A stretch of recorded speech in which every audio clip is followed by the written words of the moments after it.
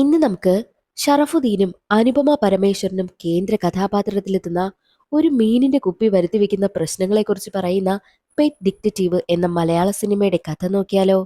വീഡിയോയിലേക്ക് കടക്കുന്നതിന് മുൻപ് വീഡിയോ കാണുന്ന കൂട്ടുകാർ ഒന്ന് ലൈക്ക് ചെയ്യാനും വീഡിയോ ഒന്ന് ഹൈപ്പ് ചെയ്യാനും മറക്കരുതേ. സിനിമ തുടങ്ങുമ്പോൾ കാണിക്കുന്നത് മെക്സിക്കോയിലെ പേര് കേട്ട ഒരു ഗുണ്ടാ തലവനെ പറ്റിയാണ്. അയാളുടെ പേരാണ് പീറ്റർ സാമ്പായ്. സാമ്പായിയെ ഇന്ന് വരെ ആരും തന്നെ കണ്ടിട്ടേയില്ല. ഇന്റർപോൾ അന്വേഷിക്കുന്ന സാമ്പായുടെ ഒരു ഫോട്ടോ കിട്ടുന്നതിന് വേണ്ടിയിട്ട് അവർ ഒരു ഫോട്ടോഗ്രാഫറിനെ ഏർപ്പാടാക്കി. ഫോട്ടോഗ്രാഫറിന്റെ പേരാണ് ജോസ് അലൂല. സാമ്പായുടെ ഒരു ഡീൽ നടക്കുന്നിടത്ത് ഒളിച്ചു നിന്ന് ജോസ് ഫോട്ടോ എടുക്കുന്നു. അവിടെ നിന്നും രക്ഷപ്പെട്ടു പോകുന്ന സാമ്പായ് ഫ്ലാഷ് ലൈറ്റ് അടിച്ചപ്പോഴോ ജോസിന്റെ മുഖവും കണ്ടിരുന്നു. പേടിച്ച ജോസ് മെക്സിക്കോയിൽ നിന്ന് തന്നെ നാട് വിട്ട് തന്റെ നാട്ടിലേക്ക് വന്നു. അലൂല ഇന്റർനാഷണൽ എന്ന പേരിൽ ഒരു ഡിറ്റക്റ്റീവ് ഏജൻസിയും ആരംഭിച്ചു.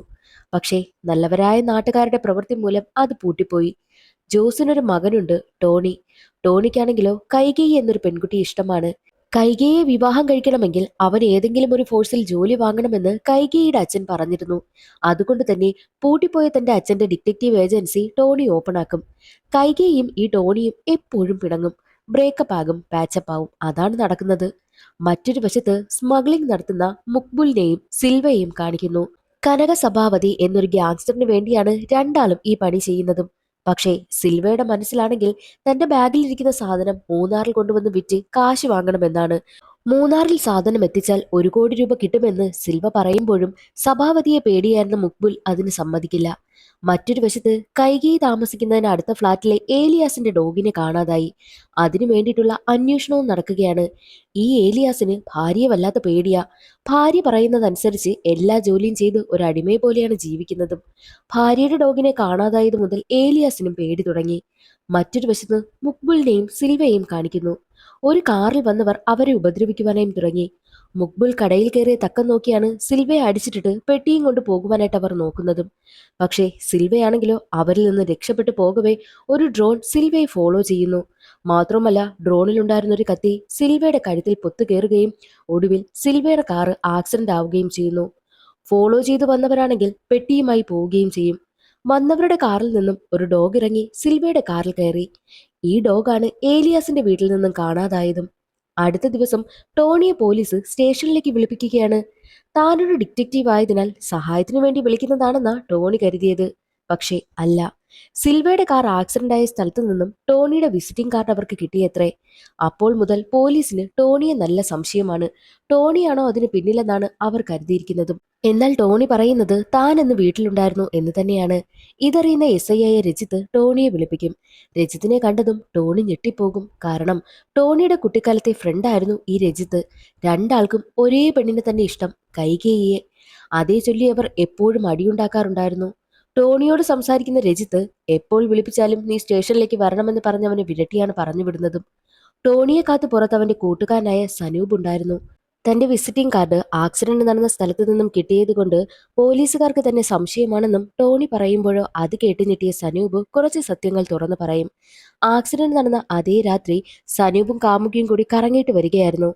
ആക്സിഡന്റ് നടന്ന അതേ സ്ഥലത്തു നിന്നും സനൂപിനൊരു ഡോഗിനെ കിട്ടി. അതവൻ കാമുകിക്ക് നൽകും. പോകുവാനായി ഇറങ്ങുമ്പോഴാണ് ടോണിയുടെ വിസിറ്റിംഗ് കാർഡ് തറയിൽ വീണതും. ആ കാര്യം സനൂപ് അറിഞ്ഞിട്ടില്ല. ഡോഗിന്റെ ഫോട്ടോയും കാണിച്ചു കൊടുക്കുന്നു. ടോണിക്ക് അതെല്ലാം കേട്ടിട്ട് വല്ലാതെ ദേഷ്യം വരും. അന്നേ ദിവസം രാത്രി ആക്സിഡന്റ് ആയ കാറിന്റെ പാർട്സ് എല്ലാം എടുക്കുന്ന ഒരാളിനെ കാണിക്കുകയാണ്. അതുവഴി ഡോഗുമായി നടക്കാനിറങ്ങിയ ഒരു പെണ്ണിനെ ആ സൈക്കോ പോലുള്ള ഒരാളാണെങ്കിൽ നോക്കുകയും ഒക്കെ ചെയ്യുന്നു. പിന്നീട് അവളെ ഫോളോ ചെയ്യുവാനായും തുടങ്ങി. അടുത്ത ദിവസം ആ പെൺകുട്ടിയെ കാണാനില്ല എന്ന ന്യൂസും കാണിക്കുകയാണ്. മാത്രമല്ല വീട്ടിലിരിക്കുകയായിരുന്ന ടോണി ഏലിയാസിന്റെ കാണാതായ ഡോഗിന്റെ പരസ്യവും കാണുന്നു. അപ്പോഴാണ് സനൂപ് കാണിച്ചു തന്ന അതേ ഫോട്ടോയിലുള്ള ഡോഗാണതെന്നും അവന് മനസ്സിലാകുന്നതും. സനൂപിന്റെ കാമുകിയിൽ നിന്നും ഡോഗിനെ വാങ്ങി ഏലിയാസിനെ ഏൽപ്പിക്കാമെന്ന് പറഞ്ഞ് പോകുമ്പോഴാ ഡോഗിനോട് സ്നേഹം കൂടിയ ആ പെൺകുട്ടി ഡോഗിന്റെ ഫോട്ടോ ടാറ്റു അടിക്കുന്നതും.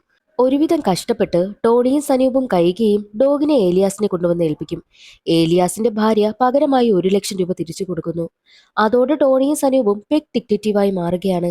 അന്നു മുതൽ കാണാതാകുന്ന മൃഗങ്ങളെയെല്ലാം കണ്ടെത്തി കൊടുക്കുവാനായും ആരംഭിച്ചു. കൈകയുടെ പിറന്നാൾ ആഘോഷമായിരുന്നു. ടോണി ലേറ്റായി വന്നതിനാൽ കൈകയെ അവനുമായിട്ട് പിണങ്ങി. മാത്രവുമല്ല ടോണിയെ കാണാനായിട്ട് രജിത്തും കൂട്ടരും എത്തുകയാണ്. 5 വയസ്സുകാരിയെ കാണുന്നില്ല.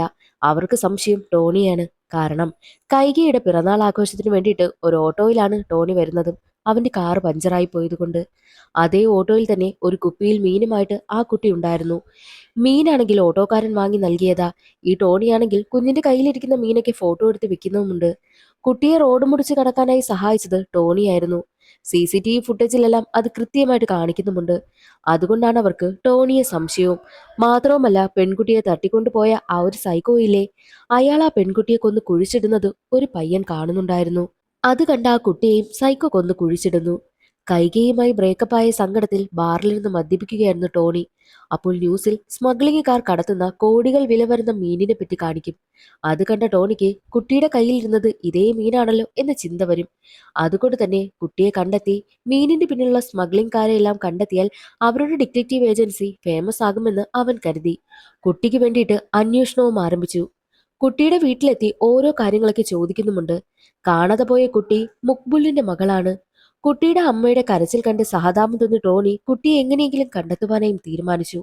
ഓട്ടോ ഡ്രൈവറായ സുനിയുടെ വീട്ടിൽ പോയി പോലീസ് വേഷത്തിലെത്തി ഓരോന്ന് വിരട്ടി ചോദിക്കുമ്പോൾ സുനിക്ക് ആ ഒരു ബോട്ടിൽ കിട്ടിയത് ജോക്കുട്ടന്റെ ഏർപ്പാടിലാണെന്ന് സുനി പറയും.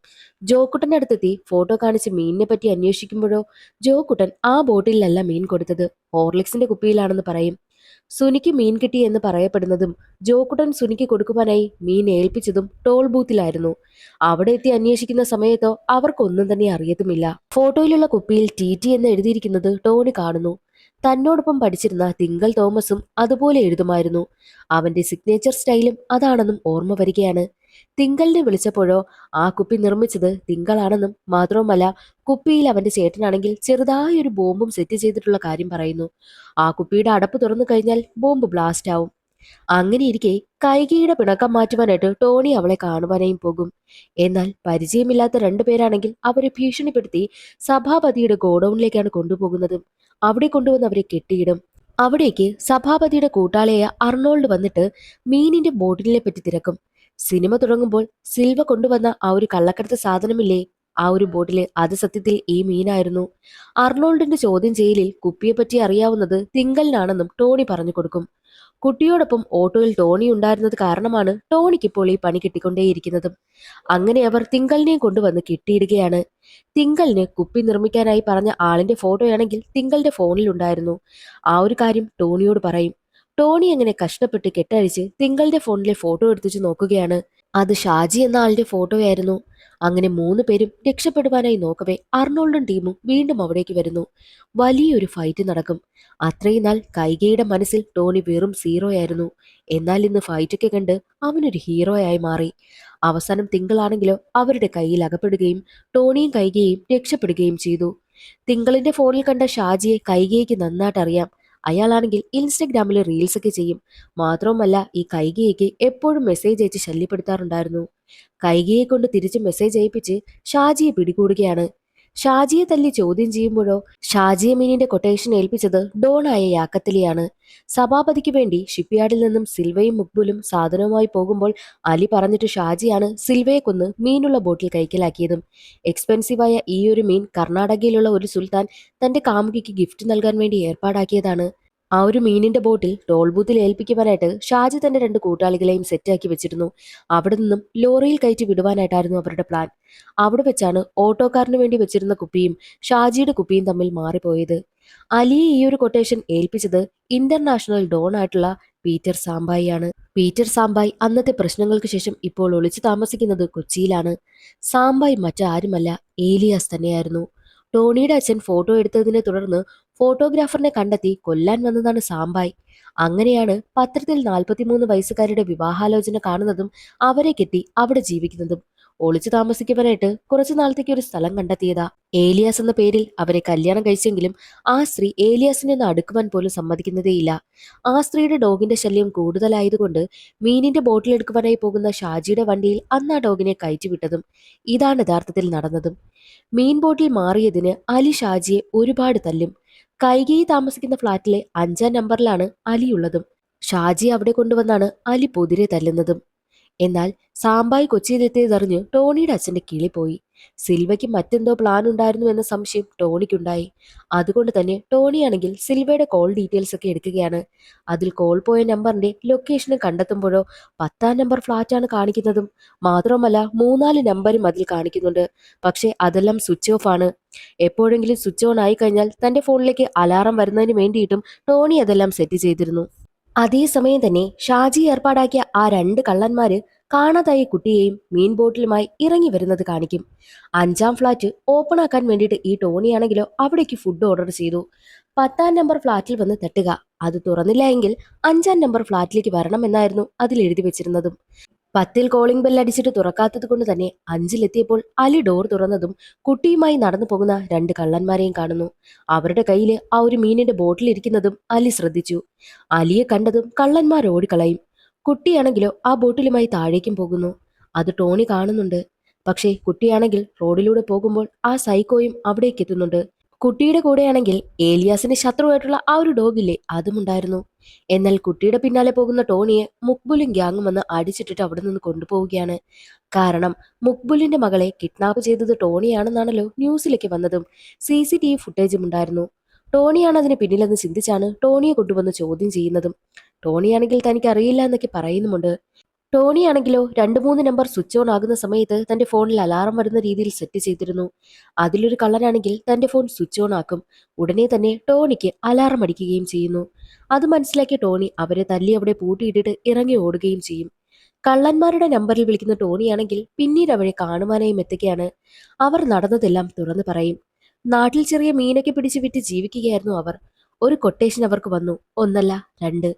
ആരാണ് വിളിക്കുന്നതെന്നൊന്നും അവർക്കറിയില്ല. ആദ്യത്തെ കൊട്ടേഷൻ കുട്ടിയുടെ ഫോട്ടോ തന്നിട്ട് ഇവളെ കിഡ്നാപ്പ് ചെയ്യണമെന്നായിരുന്നു. അതിനുശേഷം ഷാജി എന്നൊരാൾ വിളിച്ചിട്ട് ടോളിൽ നിന്നും ഒരു ബോട്ടില് മംഗലാപുരം പോകുന്ന ലോറിയിൽ കയറ്റി വിടണമെന്നായിരുന്നു. അത് ഞങ്ങൾ ചെയ്തു. പിന്നെയാണ് കുഞ്ഞിനെ കടത്തിയതും. വിളിച്ച ആൾ പറഞ്ഞ ഫ്ലാറ്റിലേക്കാണ് ഞങ്ങൾ കുട്ടിയുമായി വന്നത്, 5-ാം നമ്പർ ഫ്ലാറ്റിലേക്ക്. കുട്ടി അതിന്റെ അച്ഛനെയും അമ്മയും കാണാതെ കരയുന്നുണ്ടായിരുന്നു. കുട്ടിയെ മാക്സിമം സന്തോഷിപ്പിക്കുവാനായിട്ട് ഞങ്ങളും ശ്രമിച്ചിട്ടുണ്ട്. എന്നാൽ ഒരു ദിവസം പോലീസ് വന്ന് കോളിംഗ് ബെൽ അടിച്ചു. ആ വിവരം വിളിച്ച ആളിനോട് ഞങ്ങൾ പറഞ്ഞപ്പോഴോ കുട്ടിയെ വീട്ടിൽ കൊണ്ട് വിടുവാനായിട്ടാണ് അയാൾ പറഞ്ഞതും. അങ്ങനെയാണ് കുട്ടിയുമായി ഞങ്ങൾ പുറത്തേക്ക് വന്നതെന്നും അവർ പറയുന്നു. കുട്ടിയെ കണ്ടെത്താനാകാത്ത സങ്കടമായിരുന്നു ടോണിക്ക്. കൈകൈ അവനെ ഒരുപാട് സമാധാനിപ്പിക്കും. അപ്പോഴാണ് കുട്ടിക്കൊപ്പം ആ ഡോഗും ഉണ്ടായിരുന്ന കാര്യം ഓർമ്മ വരുന്നതും. ഡോഗിന്റെ ബെൽറ്റിൽ അന്ന് ടോണി ഒരു GPS ഘടിപ്പിച്ചിരുന്നു. അങ്ങനെ ആ ഒരു GPS വഴി സൈക്കോയുടെ താവളം കണ്ടെത്തുകയാണ് ടോണി. പക്ഷേ ഈ സൈക്കോയ്ക്ക് പിന്നിൽ സഭാപതിയുടെ കൂട്ടാളിയായ അർണോൾഡും ഉണ്ടായിരുന്നു. അർണോൾഡ് സഭാപതി അറിയാതെ സിൽവയുമായി ചേർന്ന് നിന്ന് മീൻ കൈക്കലാക്കി വിൽക്കുവാനുള്ള പ്ലാനായിരുന്നു.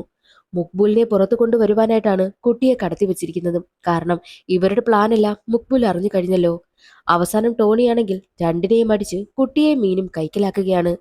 കുട്ടിയെ 2 കള്ളന്മാരെയും ഏൽപ്പിച്ചിട്ട് അതിനെ വീട്ടിൽ കൊണ്ടുവന്ന് വിടുവാനായും പറഞ്ഞു വിട്ടു. എന്നാൽ സഭാപതിയുടെ ആളുകളാണെങ്കിലോ കുട്ടിയെ കള്ളന്മാരുടെ കയ്യിൽ നിന്നും തട്ടിയെടുത്തു.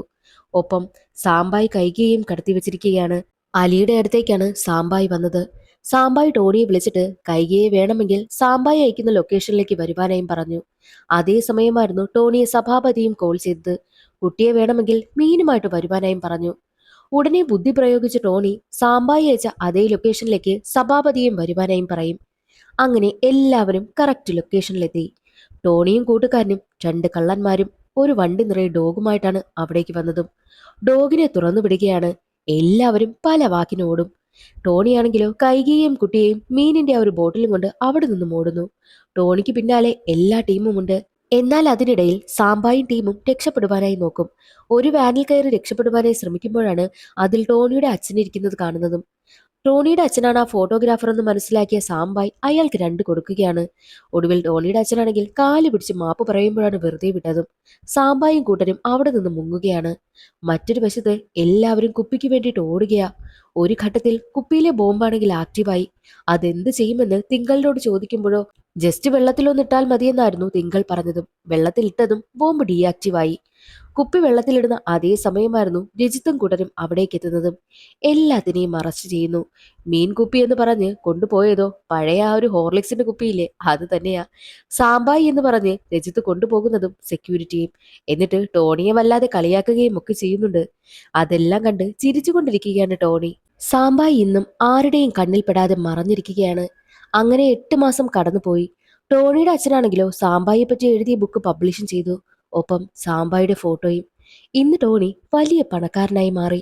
ടോണിയുടെ ഡിറ്റക്റ്റീവ് ഏജൻസി ലുലു മാളിലേക്ക് മാറ്റിയിരിക്കുകയാണ്. ടോണി സത്യത്തിൽ ആ മീൻ വിറ്റില്ല. ടോണിയുടെ കൈവശം തന്നെ ആ മീനുണ്ട്. അത് മുട്ടയിട്ട് ഒരുപാട് കുഞ്ഞുങ്ങളുണ്ടായിരിക്കുന്നു. വിലപിടിപ്പുള്ള ആ മീനിന് ഒരു പ്രത്യേകതയുണ്ട്. മീൻ കൈവശമുള്ളവർ വലിയ പണക്കാരാവുമെന്ന്. ടോണി ഓരോ മീൻ വെച്ച് 2 കള്ളന്മാർക്കും ആ കുട്ടിക്കും നൽകി. അങ്ങനെ ടോണിയുടെ ലൈഫ് ഹാപ്പിയായിട്ട് മുന്നോട്ട് പോകുന്നെന്ന് കാണിച്ചുകൊണ്ട് സിനിമയുടെ കഥ അവിടെ അവസാനിക്കുന്നു. ഇന്നത്തെ വീഡിയോ എല്ലാവർക്കും ഇഷ്ടമായെന്ന് കരുതുന്നു. ഇഷ്ടമായാൽ ഒന്ന് സപ്പോർട്ട് ചെയ്യാൻ മറക്കരുതേ. അടുത്ത വീഡിയോയിൽ കാണാം. അതുവരെ എല്ലാവർക്കും ബൈ.